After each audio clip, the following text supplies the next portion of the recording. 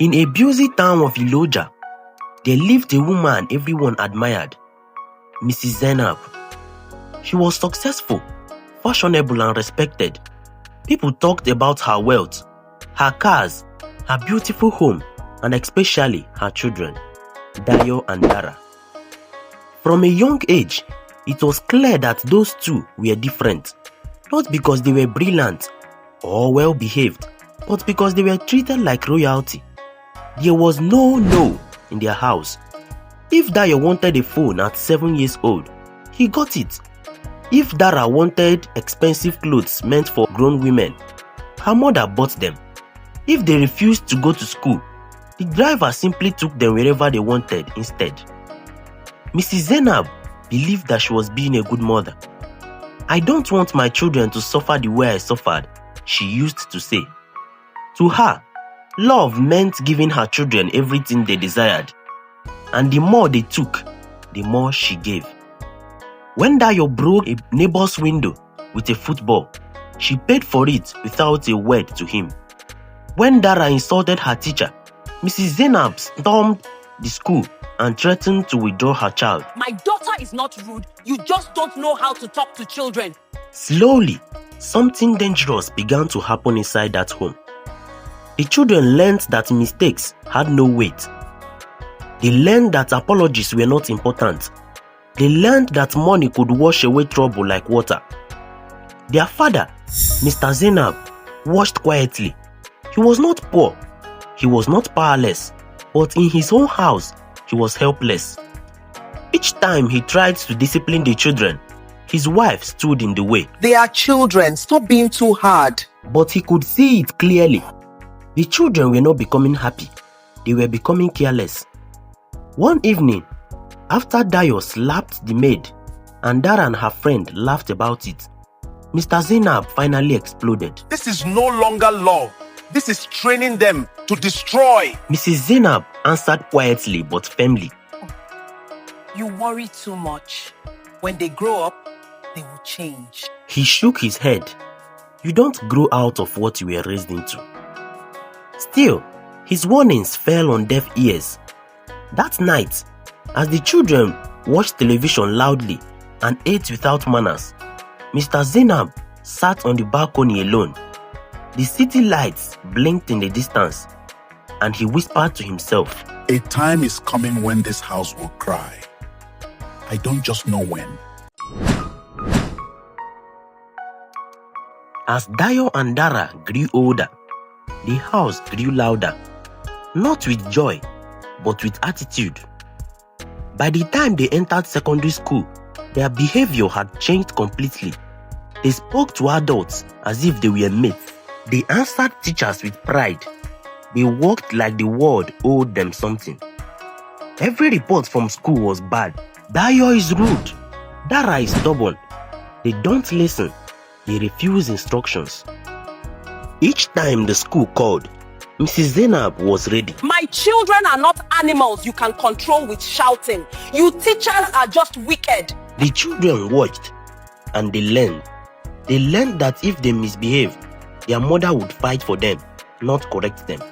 They became bold. When Dayo was caught stealing money from a classmate's bag, Mrs. Zainab shouted at the school, "Are you accusing my son of being a thief? Do you know who I am?" When Dara slapped another student during an argument, her mother blamed the victim. Maybe she insulted her first. At home, the twins were no better. They shouted at the maid. They ignored their father. They demanded instead of asking.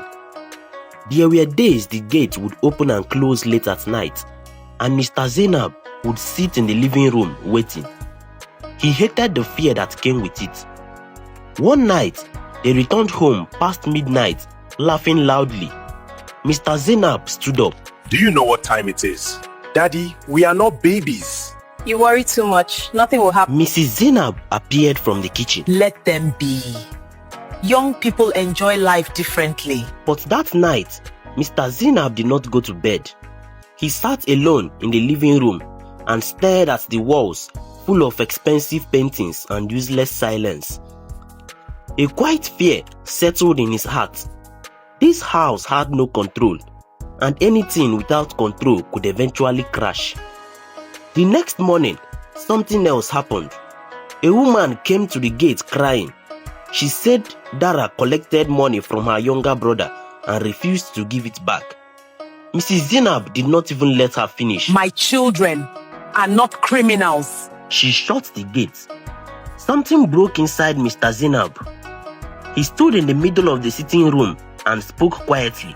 You are killing them with kindness. At least they are happy. No, they are confident in doing wrong. That night, Mr. Zainab wrote in his journal, "It starts small, always small, but small fire grows when no one puts it out." He closed the book and prayed. By the time Dayo and Dara entered their late teen, something had changed. Not just their faces, their atmosphere, the kind of friends they brought home had changed. Their calls became coded. Their doors stayed locked more often. Their phones were never out of their hands. Mrs. Zainab did not notice, or maybe she noticed and chose not to care. But Mr. Zainab noticed everything. He noticed new clothes without explanation, new smells he didn't recognize, new ways they answered calls and walked outside to talk.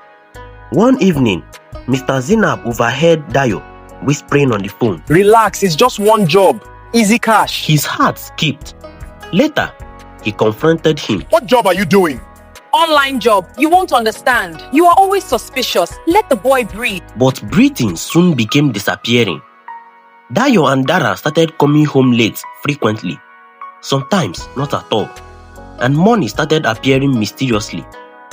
Not small money, big money, new phones, foreign shoes, strange gifts. Mrs. Zainab celebrated it.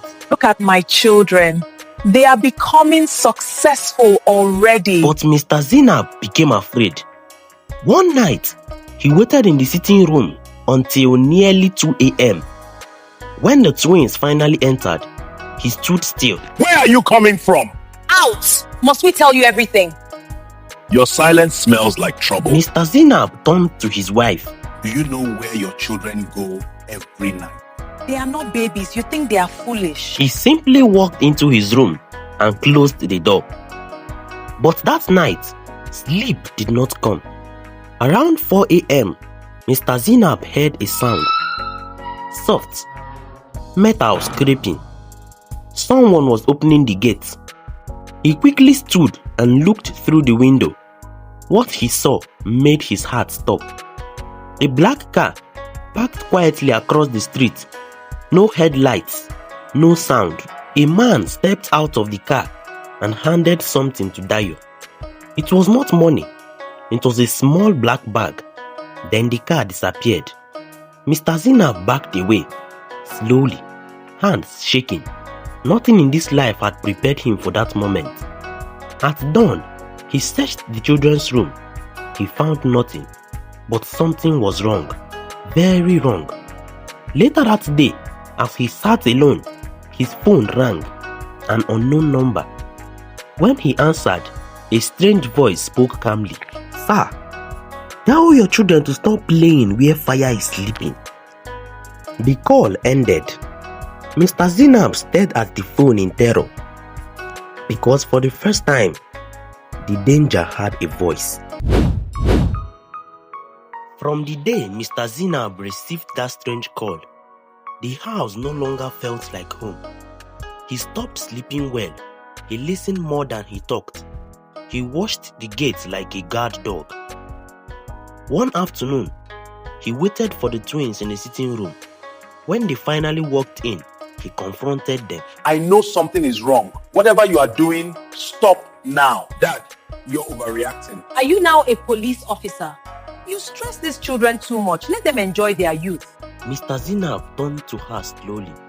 This is not youth. This is disaster loading.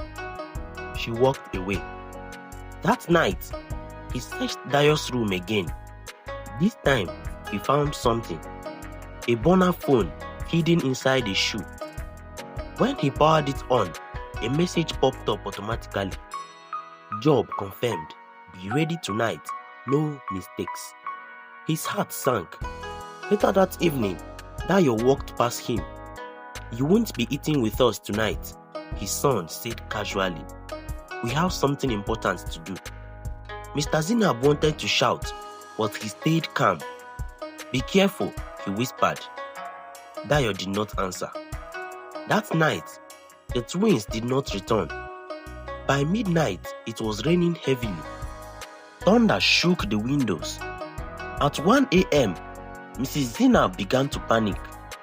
Maybe they slept over at a friend's place, she said, but her voice was shaking. At 3 a.m., the phone rang again. This time, it was not an unknown number. It was Dara's number. Mr. Zinab answered immediately. But what they heard was not his daughter's voice. It was a man's. Your children made a very big mistake. The line went dead. Mrs. Zinab screamed. And for the first time, the house had real fear. That night, Mrs. Zinab couldn't sleep. By 4 a.m., a call finally came. A cold voice spoke. Come and carry your children. No address, no explanation, just silence. Hours later, Mr. and Mrs. Zinab stood inside a police station. Dayo and Dara sat behind a desk. No confidence, no swagger, no attitude, only fear. The police officer spoke calmly. Your children have been involved in several crimes for months. We have evidence. Online fraud, theft, violence. Mrs. Zinab's leg finally failed her. These are not my children, she cried, but they were. Dayo could not look up. Dara whispered. Mommy, we didn't think it would reach here. Mrs. Zinab remembered every time she defended them, every warning she ignored, every wrong she called nothing. Now, nothing had become everything. As the police officers led the twins away, Mrs. Zinab ran after them. One officer turned back and said quietly, Madam, this is where your freedom of choice ended. Mr. Zinab held her as she broke down, and for the first time, the house learned the meaning of silence. I'm glad you joined us till the end of this story. I am sure, Dom, and I will see you on the next one.